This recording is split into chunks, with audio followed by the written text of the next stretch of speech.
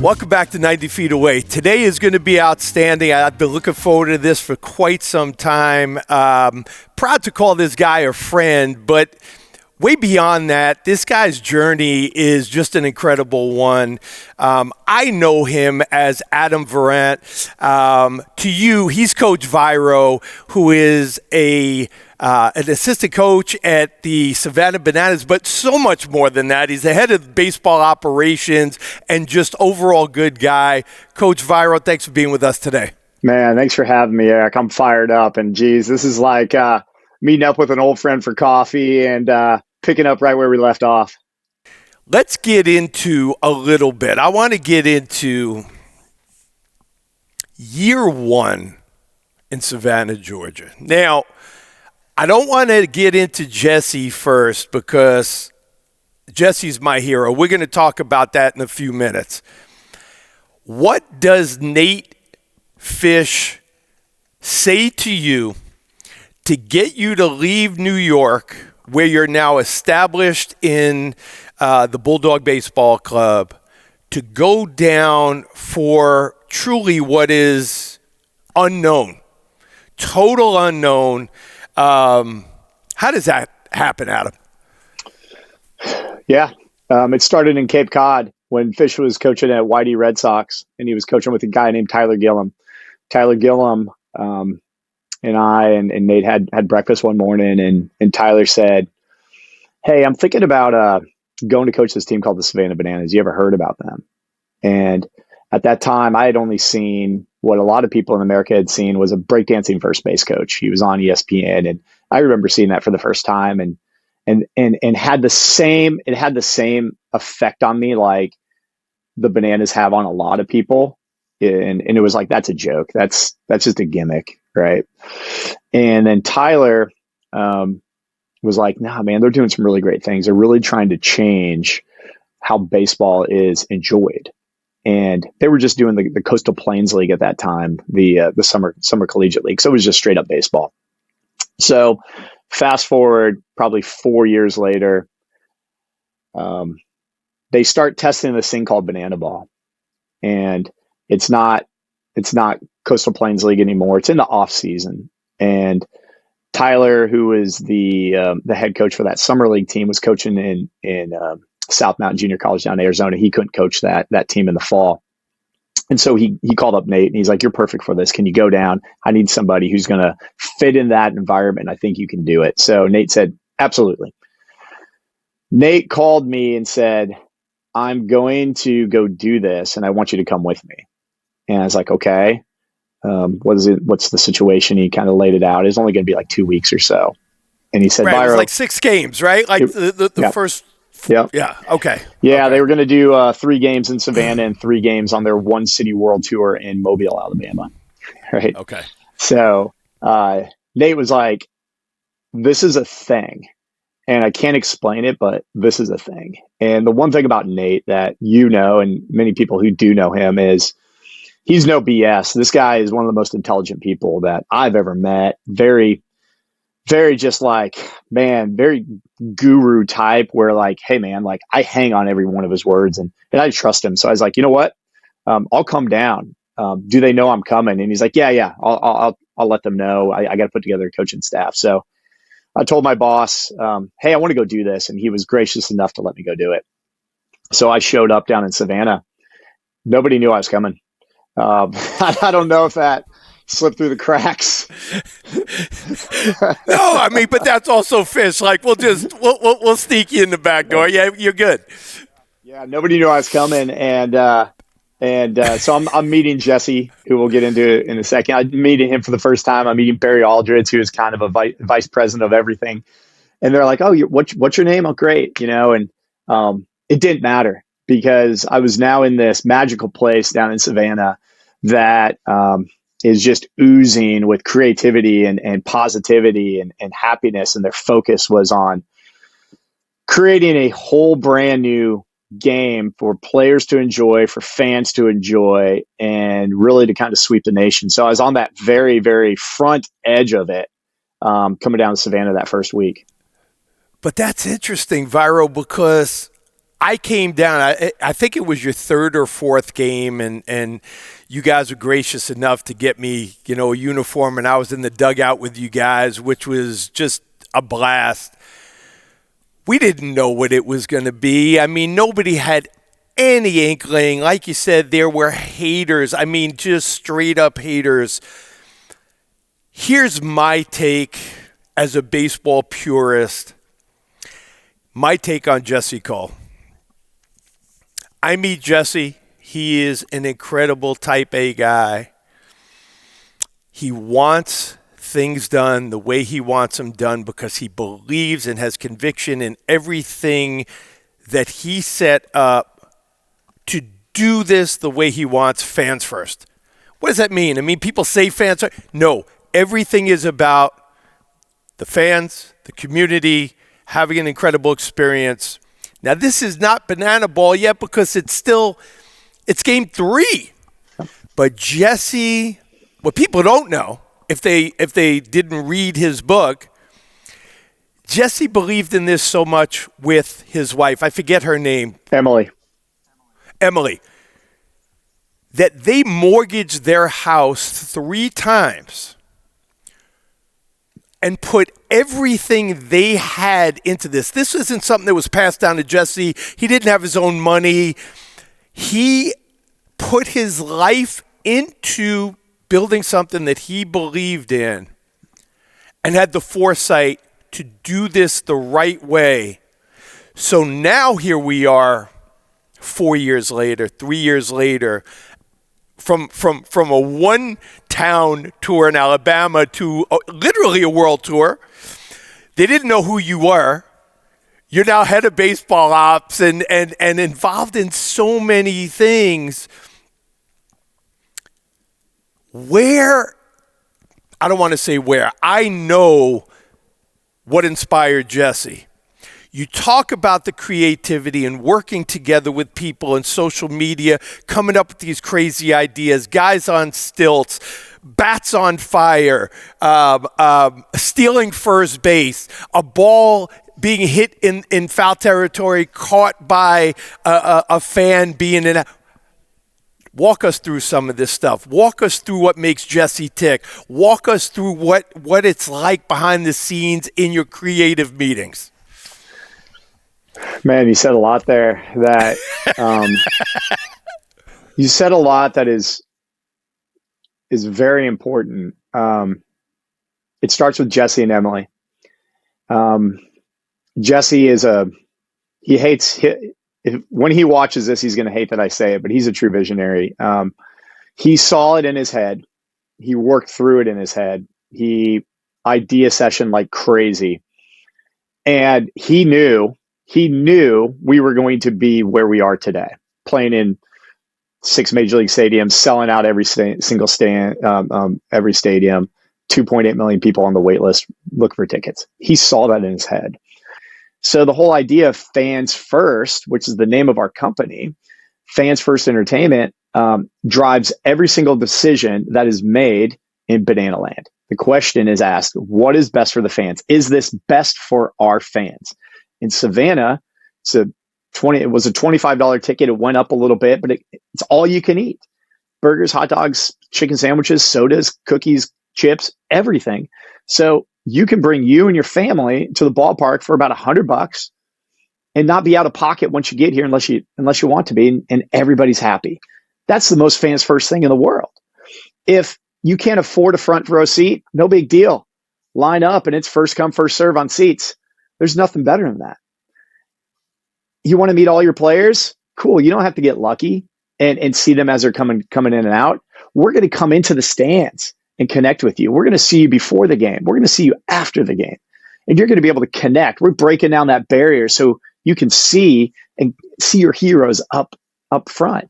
The rules are all engineered for the fans. Baseball, from a banana ball standpoint, it's 2 hours long, right? Jesse knows when people start getting bored. Jesse knows when there's a lull in the action, how to bring it back up. He engages the fans in the game. You mentioned fan catching a foul ball. There's nothing more fans first than being able to record an actual out in a game, right? Like, come on. And so everything from the rules to the ticketing to the food to the engagement, everything is geared towards the fans. Within 4 years, you have a 2.8 million fan waiting list for tickets. Any inkling, thought, wildest dream that you were going to sell out Fenway Park, that you were going to sell out Minute Maid Park in Houston? I mean, Viro, even for you, right? Like, you're doing your thing in front of 4,000 people, which for a kid from Omaha, transplanted to New York, into Georgia, I'm an entertainer now. Now you went from being an entertainer in front of 4,500 to 45,000. What was that like for you, man? Last year, I asked Patrick Briotti, our director of World Tour, when I found out we were going to 6 major league stadiums this year, said, are we going to be able to sell these things out? I know we can sell out 12,000. I know we can sell out 15,000. 45,000 is different. Are we going to be able to do it? And he, without the question even being out of my mouth, he's like, absolutely. We could have done it this year. We could probably sell it out twice. And I was like, okay, like sometimes you got to pump yourself up to really kind of like pull those bootstraps up. But he was right. He was right. And not only have we sold out those major league stadiums, but we have 15, 20,000 people lining up for the gates to open at 5:30, an hour and a half before game time. And we have a full house at Minute Maid Park in Houston an hour before the game. Full house. Josh Reddick was in the dugout with us, longtime Astro great. And he said, I've never seen this before. He said, I've never seen this many people in the ballpark this early. The game goes on. Nobody left. When the game was over, there were still 40,000 plus people in the stands. Josh said, I've never heard it louder in here. He's like, Game 6 World Series, that was close, but I've never heard it louder in here. And when that happened, Eric, you play in front of 4,500, you can see individual people. You can see their eyes, you can see their mannerisms. When you're playing in front of 45,000, it's literally like watching a video game and with the crowd in the background and the spectators, and you kind of, hey, those are people, but I can't really make out. That's how it was, man. And it was so loud. It was beyond overwhelming. I got chills thinking about that first game at Minute Maid, and we did it. We absolutely did it. But then Fenway comes around. And have you ever been to Fenway Park? I have, yeah. I mean, I'm a Kansas City Royals fan. I'm not a Yankees fan, so I don't hate the Red Sox. But walking into that ballpark, you feel the ghosts of baseball past walking in there. You feel agreed everything that is right and true and pure about the game of baseball. And now the Bananas are coming into town with their crazy, outlandish people hating, and we walk in there and you look around and you sell it out. You talk to the staff afterwards and they say, man, we've seen a lot of things here at Fenway. And that was honestly one of the greatest things I've ever seen, because I saw smiles, I saw people singing, I saw families hugging and crying. And that right there, when we crushed it at Fenway, that's when I was like, sky's the limit on this thing. It's not about selling tickets. It's about creating joy and happiness in front of 5,000 or 100,000. And that's when I knew, like, this thing is really, really, really, really real. I mean, okay. I got to ask, and because you deal with this on a daily, do people still hate the Bananas? See, I think people hated you in 2020, 2021 because they thought it was a shot at baseball, right? Oh, they're the Harlem Globetrotters of baseball, and But Jesse was a visionary, because in 2024, these kids, and it's not their fault, Snapchat, Instagram, video games, everything in their lives is quick, everything is moving, and everything's changing on a daily basis, whether we want it or not. We can't stop it. But do you still get the type of vibe that you got in 2021 if a guy walks in on stilts? 2021, we were a joke, right? You guys are a circus. This isn't real baseball. Now, mind you, 2021, we were playing banana ball rules, but it looked very similar to baseball. And so people really were kind of just attacking the dancing and things like that. It was 2022 when we started doing a lot of the walk-ups and a lot of the kind of the in-game entertainment for the players, right? And that's when people were like, this is scripted. You guys are stupid. This is dumb. You guys are bastardizing the game of baseball. You guys should be run out of the country. Sure, we got all those comparisons to the Harlem Globetrotters, which, quite frankly, is an honor, but historically is incorrect because the Harlem Globetrotters created the game of basketball as we know it today. The basketball wasn't played the way that the Globetrotters played back in the day with the dunks and the passes and the high impact stuff. They literally, the Globetrotters were brought in to play professional teams, NBA teams, just to put butts in the seats. So it was reversed, right? And then NBA started taking those players, and then they went on and kind of became those things. The game of baseball was already is crystallized, and sure, it's it's changing. We just are doing something a little bit different. So 2022 is when we saw a lot of hate. 2023 is when guys like David Portnoy, we were like, I hate the Bananas, and you have it's really interesting because it's a lot like politics. It's you have some people who love us and people who you wouldn't expect loving us. And then you have the keyboard cowboys, behind there just throwing venom at Jackson Olsen and Coach Rack and all these guys who honestly are, if you knew them, they're some of the most fantastic human beings. They don't deserve some of the hatred, but they also have the perspective on what this whole thing is about. So, I wanted to show you this. So I have these 4 stages here. So in 2022, there was resistance. People are like, this isn't real. Even from a player standpoint, we had a hard time. We had to really, really kind of like convince players to come out. So there was resistance, not from a player standpoint, but from a fan standpoint. And then people were like, okay, you're selling out stadiums. I get it. We're going to resign. I guess we just have to kind of give in. And 2023 rolled around, and Banana Land, which is our series that was on ESPN, and then they did a second season, and people really saw an inside look on what makes us tick, and they realized that we're not circus freaks, we're not weirdos, we're real baseball people who love just bringing joy and happiness to people. And like, hey, if you don't like people who bring joy and happiness, sorry, right? Like, go see a therapist.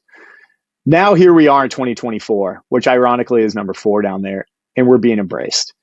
We're being embraced by former big league legends like Roger Clemens and Johnny Damon and Jake Peavy and all these guys. I mean, there's a laundry list going on. We're being embraced by Major League Baseball. We're being embraced by Team USA. We're being embraced by everybody out there. And Jesse knew that we had to get through the ugly to get through to where people are like, okay, cool, I like you. It was very important that we did our job, though, by making sure that baseball was good, that the level of play on the field was surprising and at a high level, very high level. That was very important. That's our job. The showpiece, all the entertainment piece, they knew that they had to continue to up their game so they didn't become obsolete. That Saturday Night Live went through this, through the 80s, 70s, and 80s. That Saturday Night Live was it, right? And then there was like a little bit of a lull. And then they were like, geez, this isn't good. And so they started building it up, and they didn't want to become obsolete. So from the entertainment side and the baseball side, we understood that we had a really, really important job to do in order to kind of carry this flag. We wanted to make sure that if you came to a game, that you weren't like, oh, I saw it, kind of like the Globetrotters. I saw it, I don't need to see another one. we want people dying to come back, like your favorite rock band, right? Dave Matthews is one of my favorite bands in the entire world. I've seen them probably 30 times. They play a lot of the same songs, slightly different. I'm still fired up to go to a Dave Matthews band concert and see what is different. It's going to be similar but different, right? That is what we're doing. The baseball is 100% real. Nothing's scripted. The only things that are scripted are entertainment pieces. So if the guys do a dance, we had a guy light his hand on fire, but he really threw that pitch, right? So the baseball is real, and if it's not, this doesn't work. Let me jump in real quick. But being a baseball player is not enough now. No. Right? Like tryouts aren't tryouts. Tryouts are, oh man, it's like I'm trying out for a Broadway show or I'm an actor in a movie. What else can I bring to the whole that's going to make me special? I mean, I don't mean this with any disrespect to any baseball player. Anyone can hit a ball, throw a ball, catch a ball. Why are you different? Yeah. How has that even? Because I remember at the beginning, Viro, those 6 games originally were players from the Coastal Plains League, or they were going to another league, and it was kind of like an early minor league spring training for the guys. Well, that's not the case anymore. These are full-time employees of Fans First Entertainment. Yeah, you nailed it. So those first 2 tours, they were those short runs, and it was mostly guys who were playing independent ball, and it was kind of like a spring training for them. All the games were happening before May, before the report dates. And so for them, it was great. They get to see some live at-bats. They kind of get on the field, get moving around before they go on to their indie ball team. Nowadays, the last 2 tours, full-time employees, 12-month contracts. And to your point, what do you bring to the table? We tell players, what are you going to do on a baseball field that nobody's ever seen before? What are you going to do on a baseball field that nobody's ever seen before? And so the number one thing nowadays is the trick plays. The trick plays are next level. If anybody watching this thinks that, they're not really good baseball players, I could probably do those things, I want you to go look at our highlight reel on YouTube of the top 10 trick plays of the tour thus far. And what you'll see is DR Meadows, who was a shortstop converted to a center fielder, doing backflips. Dropping the ball between his legs, picking it up bare hand, and then still throwing a guy out. That's Ryan Cox, our shortstop, but DR Meadows doing the backflip and catching the ball midair. He did one earlier in the season where he ditched the glove, backflip, caught it barehanded off the bat. I mean, the ball was hit by Jake Skoll, former first-round draft pick, and it was hit 98 miles per hour, 390 feet away. Okay, that is unbelievable. We have Major League Baseball players who comment on that catch. We have Major League Baseball players who come to us and say, I won't be able to do this. All right. And so, but at tryouts nowadays, we can find good baseball players. That's easy. The easy thing is finding good baseball players. It's hard to find high-level baseball players who are able to bring something to the party that we have never seen before. The bar is slowly getting higher. Do you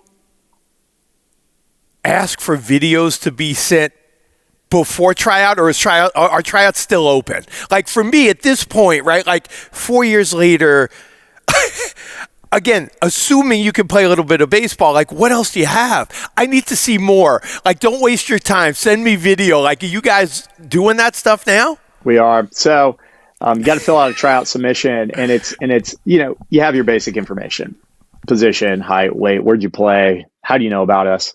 But one of the things that you're going to have to do when you're on the Bananas or one of our other teams is you need to be able to connect with the fans, both online and in person. So we ask, how are you going to do that? How are they going to remember you? What type of connection are you going to make and a lasting impression are you going to make with the fans? Tell us, give us a look into you, what you would bring to the party, right? Social media is big. It's not everything, but we got on the map because of social media. And so the more that we can pump out there, the more that people will see what we're all about. They're going to get to know you. They'll become a fan of you. They're going to buy your jersey.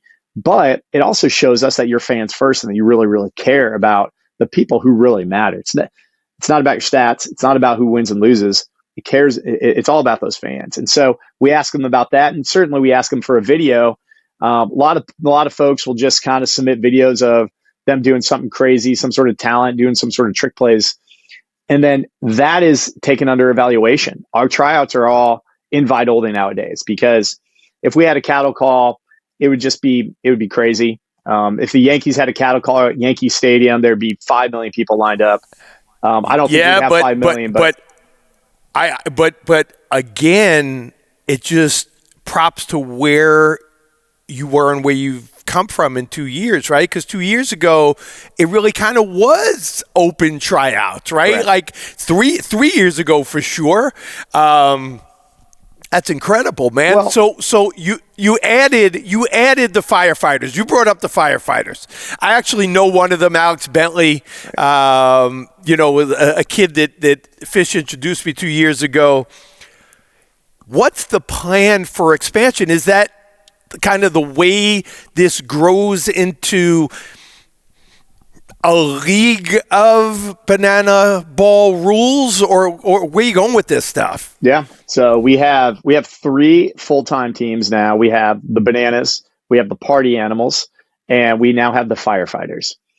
Firefighters played about 35 games this past season. They played in front of a sold-out crowd at Washington Nationals Park. And we will be introducing a 4th team on October 3rd during our draft review. And so we're going to introduce that 4th team. We know that we have something that people want, even if it's not the Bananas. And the Bananas are the main draw, right? We all get that, and that's the way it always is going to be. But the Party Animals have a draw now. They did their own headlining tour, and they sold out 9 games, 12 games, and that show is slightly different, right? Banana ball rules all apply, but it's kind of like Cirque du Soleil. Like, which one do you want to go to? They're all slightly different, but similar. And so we introduced the Firefighters, and when we come up with these brands, these team names, we want it to kind of like Disney characters, where you have something that people are really going to resonate to, right? Some people love, I don't even know Disney characters, but you got Mickey Mouse, you got Minnie Mouse, you got Goofy, you got all those things. And some people love them individually, right? And so the Firefighters really came to be when we sat down in this meeting and we're throwing all these ideas for team names out there. Jesse when Firefighters was suggested, you could see his head start spinning, and he was like, okay, it's not just the team, it is the experience. What does it look like to go to a Firefighters game?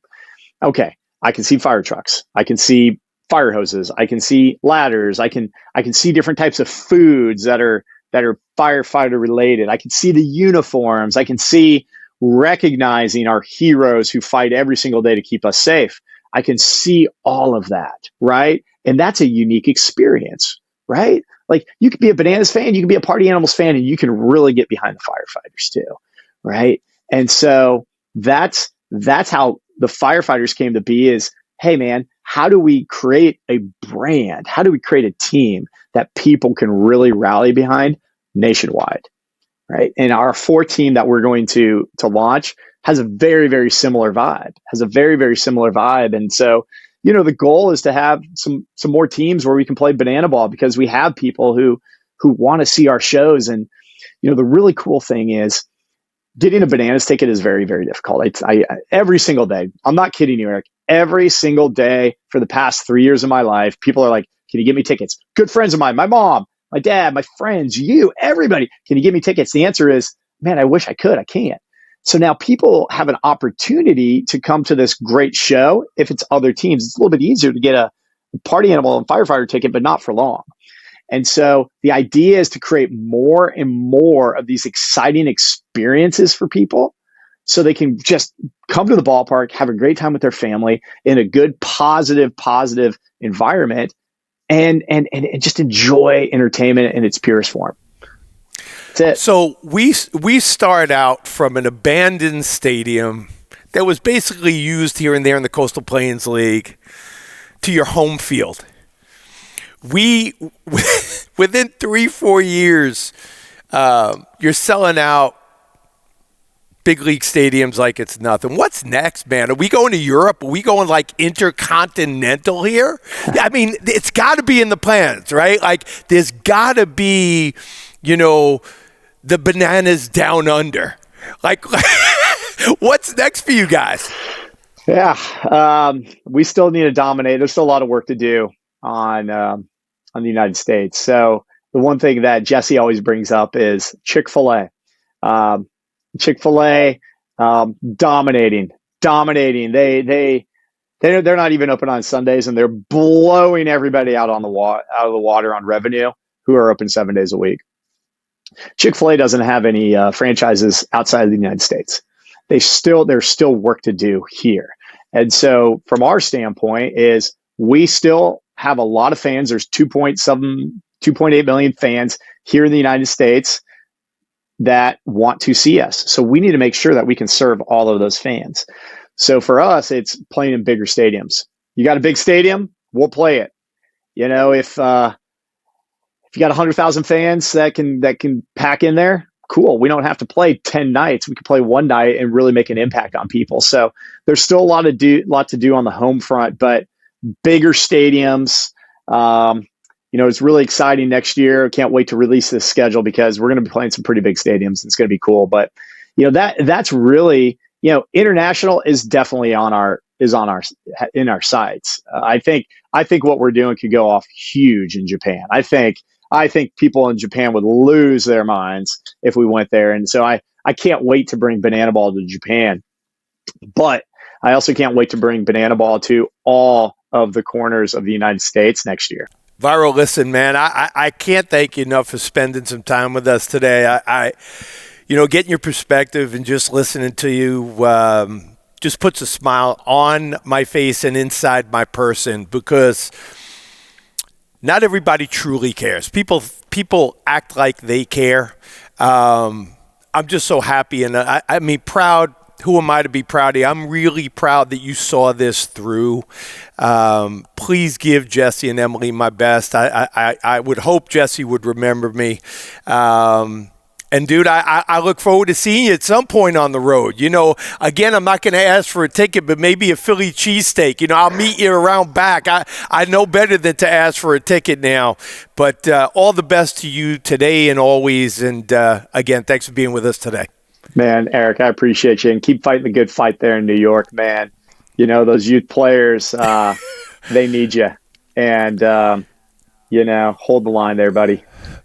We got the kids. It's the parents. I'm fighting them every day. But we the kids, always and forever. Viro, thank you, and we'll talk soon, kiddo. I appreciate you, buddy. Thanks, Eric. All right. Thank you, my man.